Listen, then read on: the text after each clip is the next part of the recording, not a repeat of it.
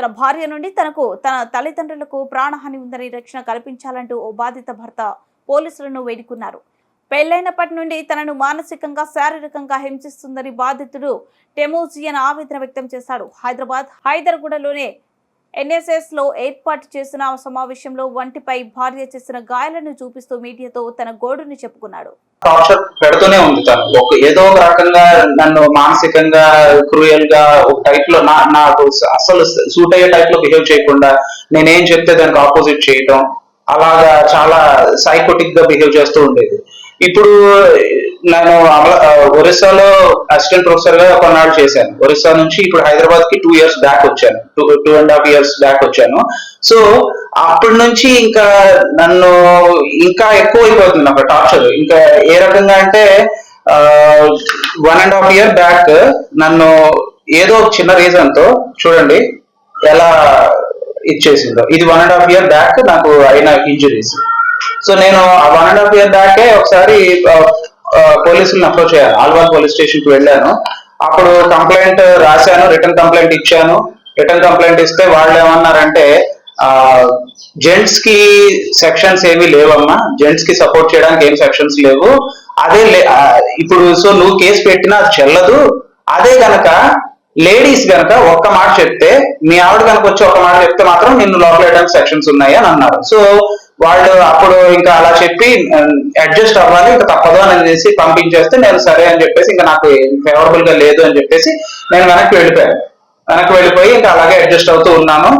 ఇంకా మళ్ళీ 6 months back మళ్ళీ ఒకసారి ఇలాగే నాకు కొట్టింది, ఇంజరీస్ చేసింది, నేను టార్చర్ పెడుతూనే ఉంది.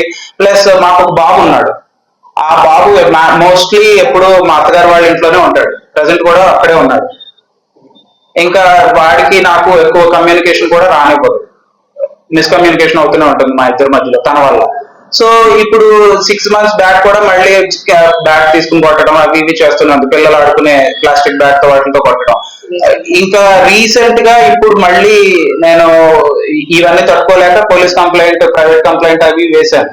వేస్తే ఈ రిజిస్టర్ పోస్ట్ చేశాను. ఈ విషయం మరి తనకు ఎలా తెలిసింది. సో అవి మైండ్ లో పెట్టుకుని ఇప్పుడు నన్ను మళ్ళీ నైఫ్ ఉంటుంది కదా, కిచెన్ నైఫ్ ఉంటుంది కదా, ఆ కిచెన్ నైఫ్ తీసుకుని నన్ను ఇక్కడ అటాక్ చేసింది. మరి అది కూడా ఇప్పుడు నేను ఇంకా తట్టుకోలేక మళ్ళీ పోలీస్ స్టేషన్ కి అప్రోచ్ అయ్యాను. పోలీస్ స్టేషన్ కి అప్రోచ్ అయితే ఇప్పుడు నాకు అక్నాలెడ్జ్మెంట్ అయితే ఇచ్చారు, కానీ ఎఫ్ఐఆర్ ఫైల్ చేయండి, కేసు ఫైల్ చేయండి అని అంటే మాత్రం అమ్మాయి రావాలి, అమ్మాయి వస్తే, అమ్మాయి చెప్తే అప్పుడు అమ్మాయి వస్తేనే అప్పుడు మేము కేసు స్టార్ట్ చేస్తామని అన్నారు. నేను అదే అడిగాను, ఏంటి సార్ అది కాదు, ఇది అటెంప్ట్ టు మర్డరే కదా, ఆల్మోస్ట్ ఇది అటెంప్ట్ టు మర్డర్ అయినప్పుడు మరి మీరు ఇంకా అమ్మాయి వచ్చే వరకు వెయిట్ చేస్తాను అది ఇది అంటున్నారు ఏంటి అంటే, మరి మేము ఏం చేయలేము, ఆ అమ్మాయి 2 days తర్వాత వస్తుంది, అప్పుడు వచ్చినప్పుడే ఇంకా అన్ని స్టార్ట్ చేస్తాము అని అంటున్నారు. మరి నాకు ఏం చేయాలో అర్థం కావట్లేదు. ఎందుకంటే ఇప్పుడు తను నన్ను అటాక్ చేసి ఇలాగా ఇంకొకటి నా బైక్ కీస్, కార్ కీస్, ఇంటి కీస్ అన్ని తీసేసుకుని కాలేజ్కి వెళ్ళిపోతాను. అంటే నిన్న college working day, so last working day తనకి. సో తను అలా వెళ్ళిపోయి కీస్ తీసుకుని వెళ్ళిపోయింది. ఇంకా నేను నువ్వు బయటకు ఎలా వెళ్తావో చూస్తాను అది ఇది అంటుంది. పైగా మొన్న ఏమన్నదంటే, సండే నీ సంగతి చూస్తాను, మా పెద్దవాళ్ళు వస్తున్నారు, వీళ్ళు వస్తున్నారు, నేను పిలిపిస్తున్నాను మనుషుల్ని, సో నీ సంగతి తేల్చేస్తాను సండే అన్నట్లు మాట్లాడింది.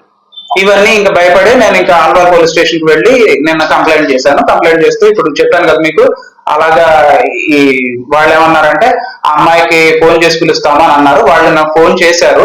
చేస్తే తను ఏమైనా రెస్పాండ్ అయిందంటే, నేను మండే వస్తాను అని చెప్పింది. మండే వస్తాను, మండేనే నేను అన్ని మాట్లాడతానంటే పోలీసులు కూడా నాతో అదే అన్నారు. ఇంకా సార్ మీ వైఫ్ మండే వస్తుందంట, సో మేము మండేనే మాట్లాడతాం అని అంటున్నారు. అంటే మిమ్మల్ని ప్రధానంగా కొట్టడానికి రీజన్ ఏముంది? అంటే దేనికోసం మిమ్మల్ని కొడుతుంది? అంటే మీరు